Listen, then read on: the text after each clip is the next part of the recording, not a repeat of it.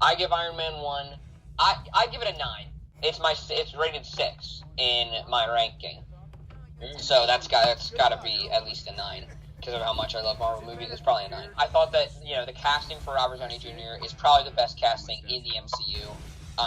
Plus it's a great real life redemption because of how he'd been in jail and he'd done some stupid stuff with his life.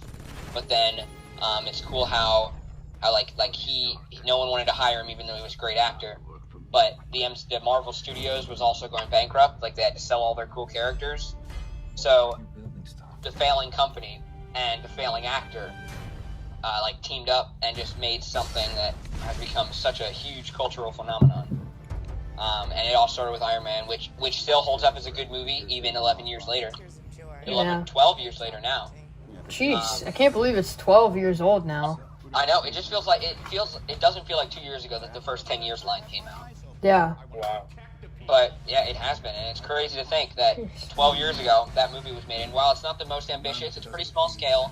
The biggest effects are the suit and explosions.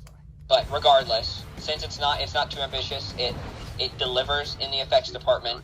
It definitely delivers in the writing department, and it kicked off the greatest character arc in the MCU, which is Iron Man from the beginning of Iron Man 1 to the end of Avengers Endgame. And this movie started that, and it's such a perfect start to a franchise like this, especially because it starts with a very realistic character. It's just a guy in a suit of armor. So yeah, it's really neat how that's been and how it sort of eased us into this crazy world that now has movies like Avengers Endgame, and it's got characters like Doctor Strange, and it all started with a man in a can. I'm just not the hero type, clearly.